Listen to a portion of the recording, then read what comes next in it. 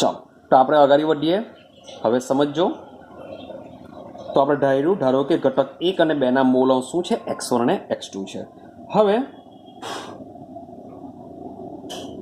French રસાયણશાસ્ત્ર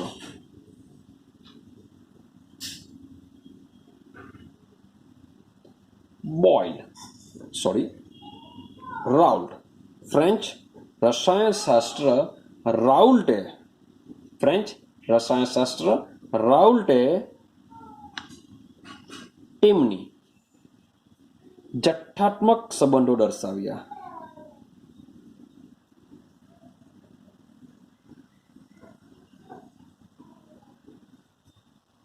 French રસાયણશાસ્ત્ર રાઉલ્ટે તેમની વચ્ચેના જથ્થાત્મક સંબંધો દર્શાવ્યા અને નિયમ આપ્યો. અને શું કર્યું? નિયમ આપ્યો. આ નિયમને શું કહેવામાં આવે છે? રાઉલ્ટનો નિયમ કહેવામાં આવે છે. શું કહેવામાં આવશે ને? રાઉલ્ટનો નિયમ કહેવામાં આવશે. હવે નિયમ શું છે, થિયરી શું છે એને બરાબર સમજવાનો પ્રયત્ન કરજો. સૌથી પહેલા આ જે વસ્તુ છે એ વસ્તુ તમને આઈડિયા હોવી જોઈએ. જો આ આઈડિયા હશે તો જ તમે અગાડી જઈ શકશો. ક્લિયર છે? મેં 2 પ્રવાહી લીધેલા છે. બંને પ્રવાહીનું બાષ્પમાં રૂપાંતર થઈ શકે છે. મારે બાષ્પ દબાણ માપવું છે માટે હું પાત્રને બંધ લેવા. બંધ લીધા બાદ હવે થશે શું કે પ્રવાહી દ્રાવક બાષ્પમાં રૂપાંતર પામશે. પણ શરૂઆતમાં શું થશે તો બાષ્પ કલા અને પ્રવાહી દ્રાવણ વચ્ચે સંતુલન સ્થપાશે નહીં. પણ ધીમે ધીમે શું થશે કે જેમ જેમ બાષ્પ દ્રાવણ વધતું જશે પછી એના અણુઓ દ્રાવણની સપાટી સાથે અથડાઈને ફરીથી પાછા દ્રાવણમાં જશે. દ્રાવણમાંના કેટલાક અણુઓ પ્રવાહીની બાષ્પ કલામાં જશે. તો એક સમય એવો આવશે કે જેમની વચ્ચે સંતુલન સ્થપાશે. સંતુલન સ્થપાયા બાદ જ આપણે શું કરશું? બાષ્પ દબાણ માપી શકીએ છીએ. ને આપણે ધારી દીધેલું છે કે ધારો કે કુલ બાષ્પ દબાણ P ટોટલ છે અને ઘટક A અને ઘટક B ના આંશિક દબાણ અનુક્રમે P1 અને P2 તથા ઘટક 1 અને ઘટક 2 ના મોલ અંશ x1 અને x2 છે. તો ફ્રેન્ચ રસાયણશાસ્ત્ર જે રાઉલ છે એ રાઉલ્ટે પ્રવાહી દ્રાવ્ય અને પ્રવાહી દ્રાવક વચ્ચે આ બાષ્પ દબાણ વચ્ચે શું સંબંધ ધરાવે છે, તેમની વચ્ચે સંબંધ શું હશે એને સ્થાપવા માટેનો એક નિયમ આપ્યો છે, જેને આપણે શું કહેશું? રાઉલ્ટનો નિયમ કહીએ છીએ. તો હવે સમજીએ રાઉલ્ટનો નિયમ શું છે.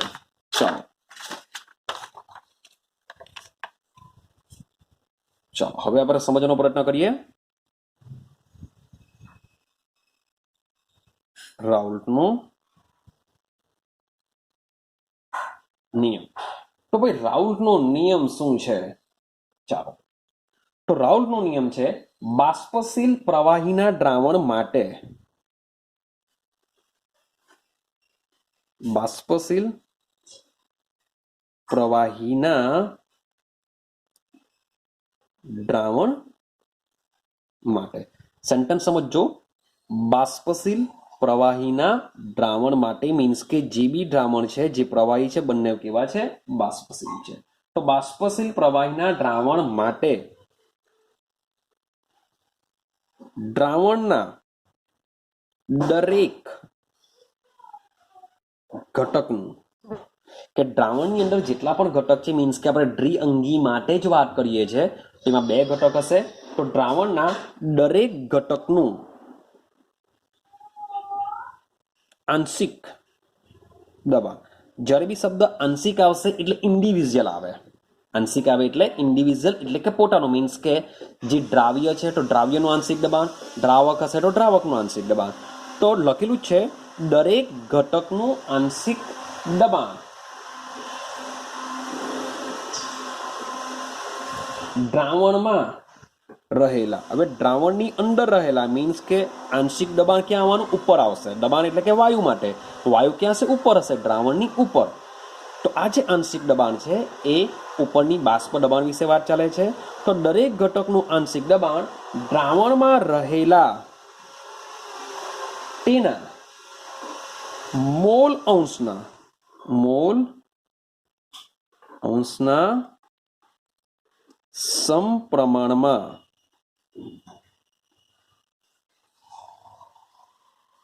હોય છે. તો આ એનો નિયમ છે. નિયમને બરાબર સમજો કે નિયમ એવું કહેવા માંગે છે કે દ્રાવણની ઉપર કે જે બાષ્પમાં રૂપાંતર પામે છે ઘટકો, એ બાષ્પ કેટલા ઘટકો બાષ્પમાં રૂપાંતર પામે એનો આધાર એના મોલ અંશ પર રહેલો છે. મીન્સ કે દ્રાવણમાં જેટલો જથ્થો દ્રાવ્ય અને દ્રાવકનો હશે તેના ઉપરથી એના બાષ્પ દબાણ ડિસાઇડ થશે. તો રાઉલ્ટનો નિયમ છે બાષ્પશીલ પ્રવાહીના દ્રાવણ માટે દ્રાવણના દરેક ઘટકનું આંશિક દબાણ દ્રાવણમાં રહેલા તેના મોલ અંશને સમપ્રમાણમાં હોય છે. રેડી? ચાલો હવે આપણે ધારીએ માટે ઘટક 1 માટે હું ઘટક કોઈ પણ એક લઈ લઉં છું. મોટે ભાગે જે પહેલો નંબરનું છે 1 નંબર છે એ આપણે વાત કરીશું દ્રાવક. યાદ રાખજો આ ચેપ્ટરમાં 1 નંબર આવશે એટલે 1 નંબર હંમેશા દ્રાવક માટે યાદ રાખીશું. જે 2 નંબર આવશે એ 2 નંબર દ્રાવ્ય માટે આવશે.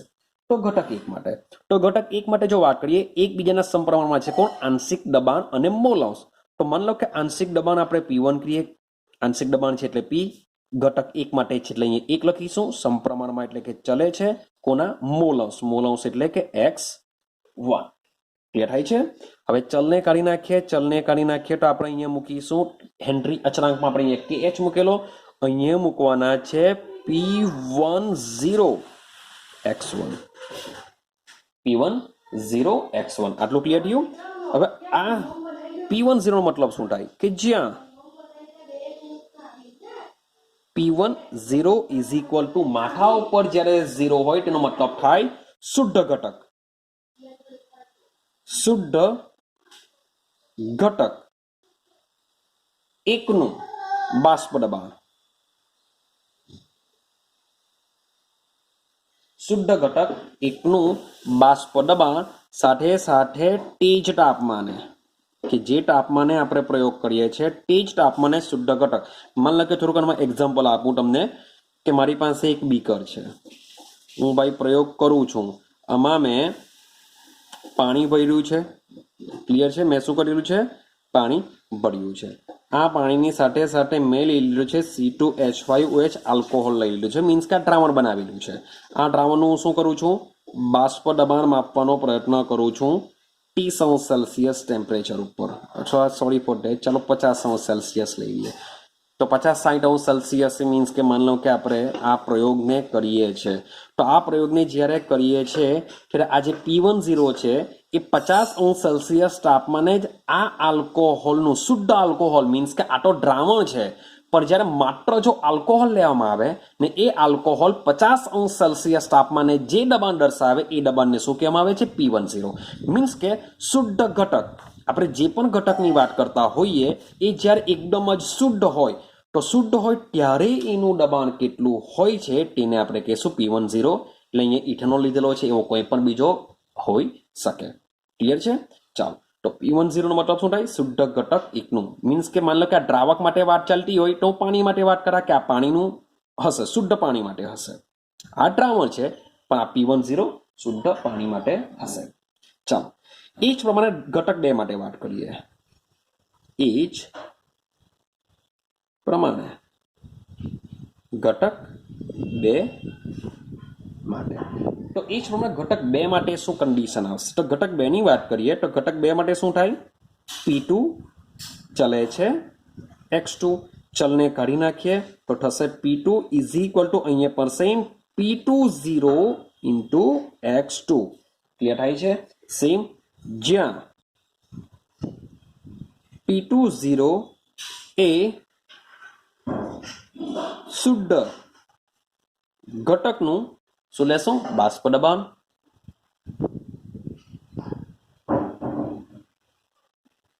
સેમ પાછું તેજ તાપમાન. ક્લિયર થાય છે? તો મારી પાસે 2 ઘટકોના મેં આંશિક બાષ્પ દબાણ લીધા. એક તો P1 નું આંશિક દબાણ લીધું, એક તો P2 નું આંશિક દબાણ લીધું. પણ મારે તો શું કરવું છે? દ્રાવણનું, શબ્દ બોલું છું, દ્રાવણનું બાષ્પ દબાણ આપવું છે. ને દ્રાવણ શાનાથી બને? દ્રાવ્ય વત્તા દ્રાવકથી બનશે. તો મારી પાસે દ્રાવકનું પણ, સોરી ફોર ધેટ, 1 મિનિટ. ચાલો, તો મારી પાસે શું છે? દ્રાવકનું બી બાષ્પ દબાણ છે અને સાથે સાથે દ્રાવ્યનું પણ બાષ્પ દબાણ આપેલું છે. હવે મારે જો કુલ બાષ્પ દબાણ મેળવવું હોય તો એનો મતલબ શું થાય કે દ્રાવ્યનું બાષ્પ દબાણ અને દ્રાવકના બાષ્પ દબાણનો જો હું સરવાળો કરું તો મને કુલ બાષ્પ દબાણ મળી જશે. એવું હું નથી કહેતો, પણ કોણ કહે છે? ડાલ્ટન કહે છે. તો અહીંયા આપણે એક સેન્ટેન્સ લખીશું. આઈડિયા આવે છે ને? એવું કોણ કહે છે? ડાલ્ટન કહે છે, કારણ કે ડાલ્ટનનો આંશિક દબાણનો નિયમ છે આ. તો લખીશું આપણે ડાલ્ટનના આંશિક દબાણના નિયમ મુજબ દ્રાવણનું કુલ બાષ્પ દબાણ દ્રાવણના ઘટકોના આંશિક દબાણના સરવાળા બરાબર હોય છે. ક્લિયર થયું આટલું? કે મારી પાસે મેં શું કરેલું છે? રાઉલ્ટના નિયમ પરથી બંને ઘટકોના આંશિક દબાણ મેળવી લીધા અને આ બંને આંશિક દબાણનો જો હું સરવાળો કરી દઉં તો મને શું મળી જશે? દ્રાવણનું બાષ્પ દબાણ મળી જશે. તો મેં કર્યું કંઈ નથી, ખાલી કર્યું શું છે? P1 અને P2 નો હવે આપણે સરવાળો કરીશું. તો દ્રાવણનું કુલ બાષ્પ દબાણ આપણે અગાડી ધારી લીધેલું છે, એને આપણે P ટોટલ કહેશું. ક્લિયર? તો P total is equal to શું થવાનું? P1 પ્લસ P2 થશે. હા કે ના? હવે આ જે P1 અને જે P2 ની જે વેલ્યુ છે, અથવા તમે લખી શકો અને સમીકરણ નંબર 1 આપી શકો અને સમીકરણ નંબર 2 આપી શકો. લખી શકો કે સમીકરણ 1 અને 2 માંથી P1 અને P2 ની વેલ્યુ મૂકતા, અથવા સમીકરણ 1 અને 2 પરથી આવું એક સેન્ટેન્સ લખી શકો. માટે શું થશે? સમજો બરાબર. માટે P ટોટલ ચલો P1 ની જગ્યાએ શું મૂકી શકાશે? P1 0 ઇન્ટુ x1 વત્તા P2 0 ઇન્ટુ x2. ક્લિયર થાય છે? હવે ચાલો હવે સમજો કે આપણે અગાડી આ જે ચેપ્ટરમાં સમજીને આવ્યા કે દ્રાવણમાં બધા જ ઘટકોના મોલ અંશનો સરવાળો 1 હોય છે. દ્રાવણોમાં બધા જ ઘટકોના મોલ અંશનો સરવાળો 1 હોય છે. હા કે ના? મીન્સ કે મારી પાસે બે ઘટકો છે, તો x1 વત્તા x2 ઇઝ ઇક્વલ ટુ શું હોય છે? 1 હોય છે. ક્લિયર? માટે માની લઉં કે હું x1 ને જો કરતા બનાવું તો x1 is equal to 1 minus x2 થાય.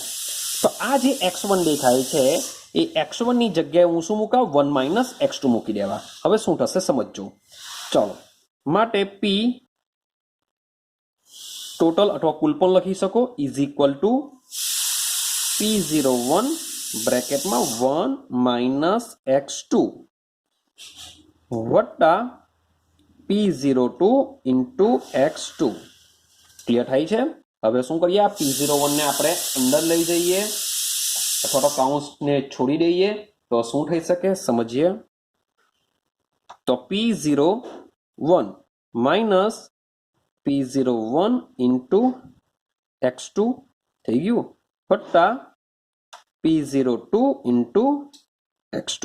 તો આપણે કંઈક આ મુજબનું સમીકરણ મળશે. આઈડિયા આવે છે? હવે આપણે શું કરીએ કે આ જે બે પદો છે એ બે પદોમાંથી આપણે x2 કોમન કાઢી નાખીએ. આપણે શું કરીએ છીએ? x2 કોમન કાઢીએ છીએ. તો x2 જો કોમન કરીએ તો સમીકરણ બનશે આપણું P01 માઇનસ. રેડી? હવે સમજો, અહીંયા એક એવું બીજું બી કરી શકીએ કે માઇનસને આપણે કોમન કાઢી શકીએ. જો માઇનસને હું કોમન કાઢી નાખું તો થશે શું? અને હું પ્લસ કરી દેવા. જો માઇનસને કોમન કરીએ તો પ્લસ કરી દેવા તો થશે જ્યાં P02 છે એ P02 શરૂઆતમાં લખી દેવા. P02 આ માઇનસ P1 જેમ છે તેમ લખી દઉં P01 અને અહીંયાથી આપણે x2 કોમન. અથવા તો એવું સમજી લેવું કે આ પદ મેં શરૂઆતમાં લીધેલું છે, આ પદ પછી લીધેલું છે, અથવા તો માઇનસ કોમન કરી એવું યાદ રાખી શકો તમે. મીન્સ કે પ્લસ જ તમારે લેવાનું છે. તો આપને શું મળશે? આ પ્રકારનું સમીકરણ મળી જશે અને કહેશું P ટોટલ. તો આ જે સમીકરણ છે એ સમીકરણ તમારે શું કરવાનું છે? યાદ રાખવાનું છે. જે રાઉલ્ટના નિયમનું ગાણિતીય સ્વરૂપ છે તે પણ કોના માટે? પ્રવાહી દ્રાવ્ય અને પ્રવાહી દ્રાવક માટે. યાદ રાખવા માટે 1 2 1 2 આવું યાદ રાખીશું. 1 2 1 2 1 2 1 2. આ જે P0 P0 P0 x2 આ પ્લસ માઇનસ બધું સેમ આવશે. કેવી રીતના? હવે તમને એક બીજી સિસ્ટમ દ્વારા બી સમજવાની વાત કરીએ કે જેમ અહીંયા x1 બરાબર 1 માઇનસ x2 આપણે મૂકી શક્યા, સેમ એ જ પ્રમાણે x2 ને જો કરતા બનાવીએ તો 1 માઇનસ x1 બી થઈ શકે. તો x2 ની જગ્યાએ મૂકી શકીએ તો એને આપણે મૂકીને બનાવવાનો પ્રયત્ન કરીએ. સમજો અહીંયા. ક્લિયર? તો સમજો, માની લો કે હું x2 ને જો કરતા બનાવું તો x2 બરાબર શું થાય? 1 માઇનસ x1 થાય. તો આપણે જોઈએ કે p કુલ એટલે કે p total is equal to p01 x1 વત્તા p02 x2 ની જગ્યાએ શું મૂકીશું? 1 માઇનસ x1. ક્લિયર છે? આ રીતનું કોઈ સમીકરણ બનશે. હવે આગળ જઈએ, કાઉન્સ છોડી દઈએ. ઇઝ ઇક્વલ ટુ શું થશે? p01 x1 વત્તા p02 minus p02 into x1. હવે શું કરીશું? આ જે p02 છે એને આપણે જરાક શરૂઆતમાં લઈ લઈએ. Is equal to p02. Done. હવે સમજો, હવે આ સૂત્રમાં આપણે જેમ અહીંયા પ્લસ છે અહીંયા બી આપણે શું રાખીશું? પ્લસ જ રાખીશું. હવે આમાંથી સેમ પ્લસ છે માટે p01 x1 હવે કોમન કાઢીશું માઇનસ p02 x1 કોમન. તો બંને સમીકરણને તમે ઓબ્ઝર્વેશન કરો તો અહીંયા શું આવશે? 1 2 1 2. અહીંયા શું આવશે? 2 1 2 1. 1 2 1 2 અથવા 2 1 2 1. બાકીની કન્ડિશન ચેક કરો. p0 તો અહીંયા બી p0 પ્લસ અહીંયા બી પ્લસ બ્રેકેટ તો અહીંયા બી બ્રેકેટ. પછી p0 p0 માઇનસ તો માઇનસ p0 તો p0 બ્રેકેટની બહાર x તો અહીંયા બી x. મીન્સ કે નીચેના જે નંબર છે 1 2 1 2 અથવા 2 1 2 1 જો તમે યાદ રાખી દેશો અને ફોર્મેટ તો સેમ છે કે પહેલા આવશે p મીન્સ કે p0 જેટલા બી p છે બધા શુદ્ધ ઘટક જ છે માટે p વત્તા આ કોમન લખું છું p0 minus p0 into x. બસ આ કોમન સ્ટ્રક્ચર છે. તો જો આટલું તમે યાદ રાખી દેશો પછી 1 2 1 2 અથવા 2 1 2 1 2 જો મૂકી દેશો તો તમારું સૂત્ર રેડી થઈ જશે. જેને આપણે તમે આ કરો કે આ કરો બંને શું છે? સેમ રહેશે. મીન્સ કે જ્યારે મીબીઆના ક્વેશ્ચન પૂછાય તમે આ સૂત્રનો ઉપયોગ કરો અથવા આ સૂત્રનો ઉપયોગ કરો, બંનેમાંથી કોઈનો બી ઉપયોગ કરો તો તમને આન્સર આના મળી જશે. ક્લિયર છે? તો સૂત્ર તમારે શું કરવાનું છે? યાદ રાખવું પડશે. ક્લિયર છે? ચાલો થિયરીને આપણે આગળ લઈ જઈએ. મીન્સ કે બેમાંથી તમે કંઈ પણ એક જ વસ્તુ કરી શકો છો. એક્ઝામની અંદર જો ક્વેશ્ચન પૂછાય તો બંને કરો તો પણ કોઈ વાંધો નથી, પણ બેમાંથી કોઈ એક જ બુકમાં આપેલું છે તો કોઈ એક જ તમે કરશો તો પણ ચાલશે. બુકમાં આ આપેલું છે એની જગ્યાએ આ કરશો તો પણ તમને કોઈ ખોટું આપવાના નથી. તો હવે આ જે સમીકરણ છે બન્યું છે, હવે એ સમીકરણ પરથી આપણે શું તારણો કાઢી શકીએ એને સમજવાનો પ્રયત્ન કરીએ. ચાલો સમજો. તો સમીકરણ પરથી શું તારણ કાઢી શકાય? તો પહેલા ફરીથી પાછું આપણે સૂત્ર લખી દઈએ. તમારે લખવાનું નથી, આ તો પેજ મારું ચેન્જ થયું છે તો તમને સમજાવવા માટે આ લખું છું. તો p total is equal to p01 કંઈ બી લઈ શકો 2 પણ લઈ શકો, કોઈ પ્રોબ્લેમ નથી, જે લેવો તે લઈ શકો છો. ચાલો p01 2 માઇનસ p0 ફરીથી પાછું શું આવશે? 1 બ્રેકેટની બહાર આવશે x 1 2 1 2. આ તમારું રાઉલ્ટના નિયમનું ગાણિતીય સમીકરણ છે. તો આ સમીકરણ પરથી શું તારણો કાઢી શકાય એને આપણે સમજવાનો વાત કરીએ. સમજો બરાબર. ચાલો હવે પહેલું સેન્ટેન્સ લઈએ કે આ સમીકરણ પરથી શું તારણો કાઢી શકાય. તો p1 આંશિક દબાણ શુદ્ધ ઘટકનું છે, આ બી શુદ્ધ ઘટક, આ બી શુદ્ધ ઘટક અને મોલ અંશ આપેલો છે. સેમ એના જેવું બીજું સૂત્ર x1 માટે બી બનાવી શકાય છે. તો સમજો પેલું સેન્ટેન્સ. તો દ્રાવણ પરનું કુલ બાષ્પ દબાણ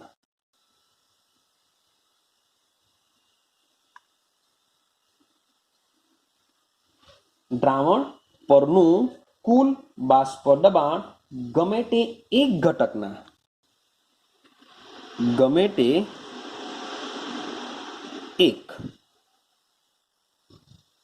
ઘટકના મોલ અંશની સાથે સંબંધિત છે. મોલ અંશ સાથે સંબંધિત છે. હવે તમે વિચારો કે માન લો કે મારી પાસે દ્રાવણ છે, એમાં પ્રવાહી દ્રાવ્ય પ્રવાહી દ્રાવક ભરેલું છે, તો એની ઉપર એ લોકો જે બાષ્પમાં રૂપાંતર પામશે અને બાષ્પ દબાણ બતાવશે તો સીધી સિમ્બલ લખેલું છે ગમે તે એક ઘટકના મોલ અંશ સાથે સંબંધિત છે. મીન્સ કે કોઈ બી એક ઘટક લઈ લો તો એક ઘટકના મોલ અંશ સાથે સંબંધિત 100% હોવાનું છે. રેડી? ચાલો, તો આના પરથી બીજો પોઈન્ટ શું છે? તો બીજા પોઈન્ટની વાત કરીએ. બીજો પોઈન્ટ શું છે? તો દ્રાવણ પરનું કુલ બાષ્પ દબાણ, સમજો, દ્રાવણ પરનું કુલ બાષ્પ દબાણ. તો દ્રાવણ પરનું કુલ બાષ્પ દબાણ ઘટક 2 ના, હું શબ્દ બોલું છું ઘટક 2, કારણ કે અહીંયા મોલ અંશ 2 ઘટકનું લીધેલું છે એવું સમીકરણ લીધેલું છે, માટે અહીં લખું છું ઘટક 2 ના. તો ઘટક 2 ના મોલ અંશ સાથે, ઘટક 2 ના મોલ અંશ સાથે રેખીય રીતે ચલિત થાય છે.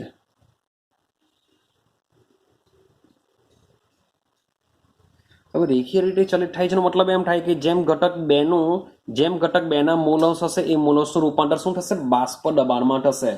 મીન્સ કે મોલ અંશ જો વધારે હોય તો એનું બાષ્પમાં રૂપાંતર પણ વધારે થશે રેખીય રીતે. મીન્સ કે આપણે જે આલેખ સમજીશું, આલેખમાં થોડીક આઈડિયા આવશે. બીજો પોઈન્ટ શું કહેવા માંગે છે તે કે જેટલા મોલ અંશ વધારે હોય એટલું જ બાષ્પ દબાણ રેખીય રીતે વધતું હોય છે. માટે રેખીય રીતે શું હોય છે? ચલિત હોય છે. સેમ ત્રીજો પોઈન્ટ જોજો કે શુદ્ધ ઘટક 1, શબ્દ બોલું છું શુદ્ધ ઘટક 1 અને 2 ના બાષ્પ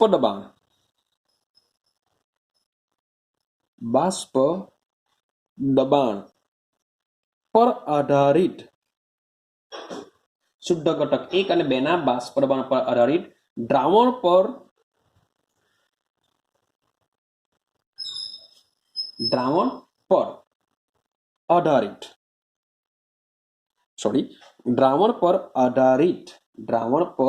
આધારિત દ્રાવણ પર કુલ બાષ્પ દબાણ, દ્રાવણ પર આધારિત દ્રાવણ પરનું જે કુલ બાષ્પ દબાણ, એ કુલ બાષ્પ દબાણ ઘટક 1 ના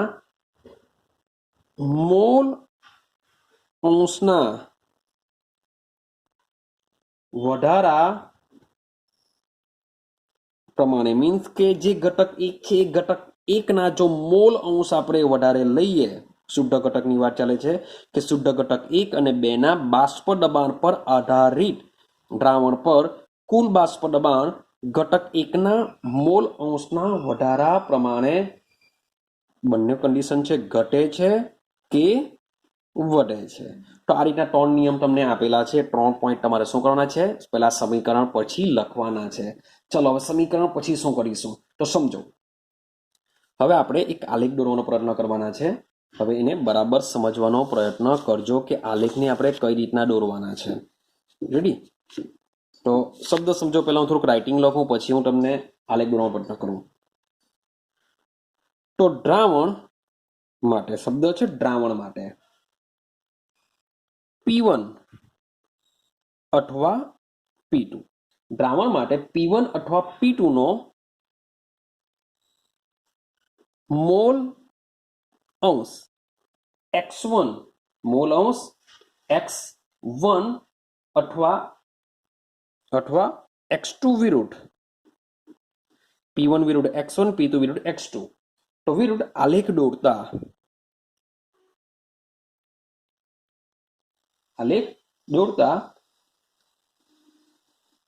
આકૃતિમાં દર્શાવ્યા પ્રમાણેનો મળે છે. તો સૌથી પહેલા આપણે આટલું રેડી કરી દઈએ કે કેવી રીતના આપણે આલેખ દોરવાનો છે. ચાલો, તો तो આપણે આલેખ બી સાથે સાથે દોરતા જઈએ તો આલેખમાં આપણે શું કરવાના છે અહીંયા લેશું આપણે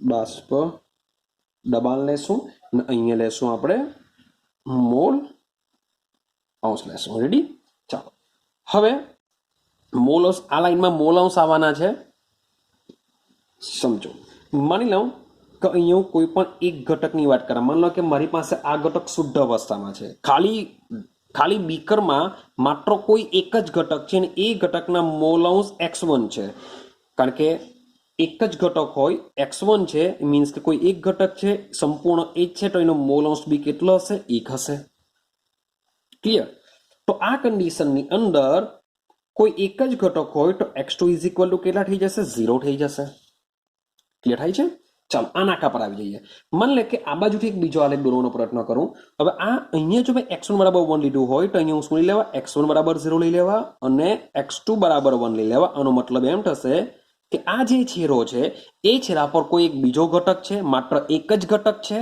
તો એ ઘટક એક જ હોવાને લીધે તેના મોલ અંશ બી શું થશે 1 થશે રેડી હવે માની લઉં કે અહીંયા કોઈ એક જ ઘટક હોય તો એ શુદ્ધ સ્વરૂપમાં કહેવાય તો શુદ્ધ સ્વરૂપમાં એ જે પણ બાષ્પ દબાણ દર્શાવશે એ માની લેવું છું કે એનું જે બાષ્પ દબાણ છે એ કેટલું હશે આપણે P1 જેટલું હશે કારણ કે એક ઘટક નંબર મેં 1 લખેલો છે તો એનું જે બાષ્પ દબાણ છે એ બાષ્પ દબાણ કયું હશે માની લઉં કે આટલીનું બાષ્પ દબાણ દર્શાવતું હશે એને આપણે P1 0 તરીકે દર્શાવીશું ક્લિયર છે એ જ પ્રમાણે માની લઉં કે આપણે કોઈ બીજો ઘટક અહીંયાની વાત કરીએ x2 છે તો x2 ની જો વાત કરીએ તો x2 માં શું થવાનું કે અહીંયા માત્ર ને માત્ર કોઈ એક ઘટક x2 જ છે તો એનું બાષ્પ દબાણ માની લઉં કે અહીંયા આપણે દર્શાવીએ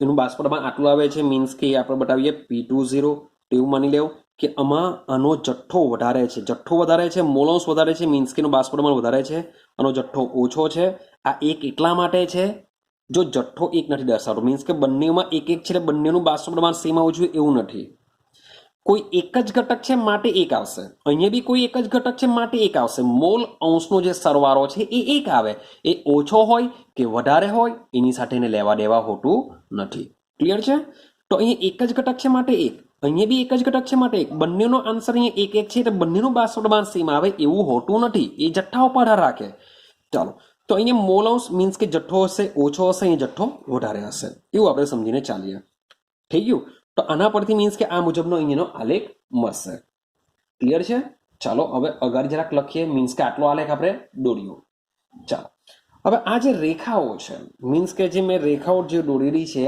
આ રેખાઓ x1 અને x2 નું મૂલ્ય 1 એકમ હોય ત્યારે અનુક્રમે જો સમજો કે આ રેખાઓ x1 એટલે કે મોલ અંશ અને x2 નું મૂલ્ય 1 એકમ હોય અહીંયા લીધેલું છે 1 એકમ તો આ રેખાઓ x1 અને x2 નું મૂલ્ય 1 એકમ હોય ત્યારે અનુક્રમે P10 અને P20 બિંદુમાંથી પસાર થતી રેખાઓ છે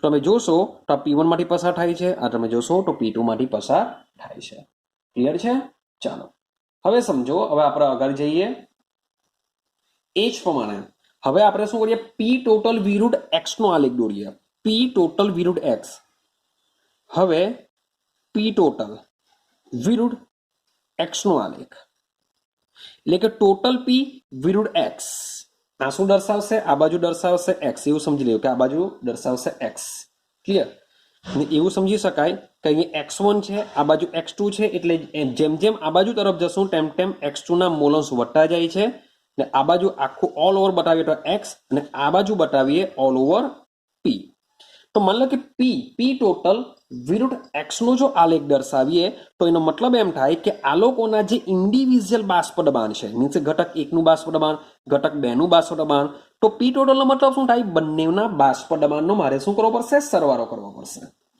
તો આ જે x1 છે, ક્લિયર છે, આ જે x1 છે, ક્લિયર. તો આ જે x1 છે એ x1 ને આપણે માની લો કે આટલે દર્શાવીએ. તો આનું જે બાષ્પ દબાણ છે એ P2 બરાબર હશે. આ જે લાઈન છે એને જે દર્શાવી છે અહીંયા P01 છે એટલે આનું દબાણ આપણે P1 લઈ લઈએ. તો બંનેના આંશિક દબાણ છે, બંનેના શું છે, આંશિક દબાણ છે. તો આ જે બંનેના આંશિક દબાણ છે, હવે આ જે બે લાઈન છે એને આપણે જોઈન્ટ કરીશું. તો આ બે લાઈનને જ્યારે આપણે જોઈન્ટ કરીશું તો આ મને શું મળી જશે, P ટોટલ મળી જશે. ને P ટોટલ બરાબર શું થશે, P1 પ્લસ P2. મીન્સ કે આ બેના જે બાષ્પ દબાણ છે એનો સરવાળો કરવા માટે હું આલેખને શું કરા, આ રીતના જોઈન્ટ કરા. તો મને શું મળી જશે, P ટોટલ મળી જશે. તો લખાણમાં શું કરવાનું છે, P ટોટલ વિરુદ્ધ x નો આલેખ તમને પણ કેવો મળશે, રેખીય મળે છે. આલેખ તમને મળશે રેખીય, એટલે કે સીધી રેખામાં તમને જોવા મળશે. મીન્સ કે આલેખ તમને રેખીય જોવા મળશે. હવે જોજો, જે P ટોટલ છે એ P ટોટલનું નિમ્નતમ મૂલ્ય, ઓછામાં ઓછું મૂલ્ય. તો P ટોટલનું નિમ્નતમ મૂલ્ય કોણ નક્કી કરે છે, P10. મીન્સ કે જો P ટોટલ અહીંયાથી શરૂઆત થઈને અહીંયા સુધી છે તો નિમ્નતમ મૂલ્ય કેવું છે એનું, P10. નિમ્નતમ મૂલ્ય છે એનું P10. Sorry for that. તો P ટોટલનું જે નિમ્નતમ મૂલ્ય છે એ છે P10. અને સાથે સાથે વાત કરીએ એનું મહત્તમ મૂલ્ય. તો મહત્તમ મૂલ્ય શું છે, P20. ચેક કરો કે P ટોટલ અહીંયાથી અહીંયા સુધીનો છે એનું મહત્તમ મૂલ્ય P20. Sorry for that. મહત્તમ મૂલ્ય છે P20, ન્યૂનતમ મૂલ્ય છે P10. ક્લિયર છે.